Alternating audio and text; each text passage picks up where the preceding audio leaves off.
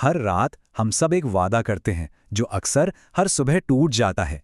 अगर ये कहानी कुछ जानी पहचानी सी लग रही है तो ये चर्चा आपके लिए ही है, जो सीधे श्री कृष्ण के शब्दों से प्रेरित है। हाँ, वही वाला वादा। मन में सोचते हैं कल से तो पक्का जल्दी उठना है, पर जैसे ही सुबह होती है अलार्म बजता है और हम फिर से वही रजाई में आराम से पड़े मिलते हैं। और देखिए, इसमें हमारी कोई गलती नहीं है।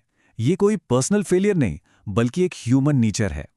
जैसा कि श्री कृष्ण ने एक छात्र को समझाया था, हमारा मन आलस करने में माहिर जो होता है, लेकिन सुबह जल्दी उठना एक ऐसी कला है जो सच में पूरी जिंदगी की दिशा बदल सकती है। तो चलिए इस समस्या की जड़ तक चलते हैं। असल में सुबह की जीत की तैयारी एक रात पहले से ही शुरू हो जाती है। जल्दी उठने का राज सिर्फ अलार्म लगाने में नहीं, बल्कि पिछले 24 घंटों को सही से मैनेज करने में छुपा है। जरा सोचिए, सुबह 4 बजे उठ तो गए, लेकिन दिन में 2 घंटे फिर सो लिए, तो क्या फायदा हुआ?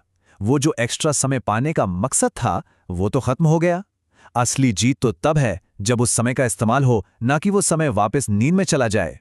अच्छा, अब इसका मतलब ये बिल्कुल नहीं है कि दिन में आराम करना ही नहीं है। एक छोटी सी 5 से 10 मिनट की पावर नैप आपको एकदम तरोताज़ा कर सकती है, लेकिन 1 या 2 घंटे की गहरी नींद वो आपके रात के स्लीप साइकिल को बिगाड़ देती है और फिर अगली सुबह उठना और भी मुश्किल हो जाता है। तो इसका हल क्या है? देखिए, एक सीधा सा हिसाब है। अगर उम्र 18 साल से ज्यादा है तो 6 घंटे की नींद काफ़ी है, और अगर 14 से 17 के बीच है तो 7 घंटे। मतलब सुबह 4 बजे उठने का लक्ष्य है तो उम्र के हिसाब से रात 10 बजे या 9 बजे तक सो जाना जरूरी है। ठीक है, तो रात की तैयारी हो गई, लेकिन असली लड़ाई तो तब शुरू होती है जब सुबह अलार्म बजता है ना? तो उस आलसी मन को कैसे हराया जाए? श्री कृष्ण इसके लिए अपने शिष्य को 3 अचूक तरीके बताते हैं। ये 3 कदम हैं। पहला, शरीर को मजबूर करना। दूसरा, अपने सबकॉन्शियस माइंड यानी अवचेतन मन को आदेश देना। और तीसरा, संगीत के जादू का इस्तेमाल करना। चलिए एक एक करके इन्हें समझते हैं। पहला तरीका तो बड़ा ही प्रैक्टिकल है। रात को सोने से पहले या जब भी आधी रात में नींद खुले, थोड़ा ज्यादा पानी पी लीजिए, तो सुबह जब अलार्म बजेगा तब तक बाथरूम जाने की इतनी तेज जरूरत महसूस होगी कि शरीर खुद ब खुद बिस्तर छोड़ने पर मजबूर हो जाएगा। लेकिन रुकिए, सिर्फ उठना काफी नहीं है। उठते ही कमरे की लाइट जला दें, खिड़की खोल दें और सबसे जरूरी काम, अपना बिस्तर तुरंत सही कर दें, क्योंकि एक बिखरा हुआ खुला बिस्तर मन को बार बार वापस अपनी ओर खींचता है। दूसरा तरीका मनोवैज्ञानिक है। कभी सोचा है, जब कोई बहुत ज़रूरी परीक्षा हो या सुबह की ट्रेन या फ्लाइट पकड़नी हो तो नींद अपने आप खुल जाती है? ऐसा क्यों होता है? क्योंकि रात में ही हम अपने अवचेतन मन को एक मजबूत कमांड दे चुके होते हैं कि उठना ही है।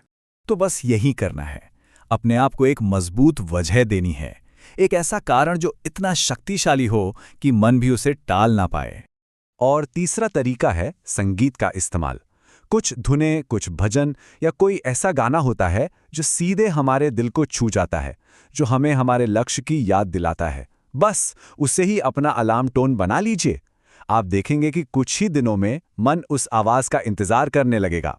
पर एक मिनट, ये सिर्फ सुबह उठने के नुस्खे नहीं हैं। कृष्ण हमें बताते हैं कि बात इससे कहीं ज्यादा गहरी है। सुबह उठना सिर्फ एक आदत नहीं होनी चाहिए, हमें इसे एक अनुष्ठान, एक रिचुअल बनाना होगा।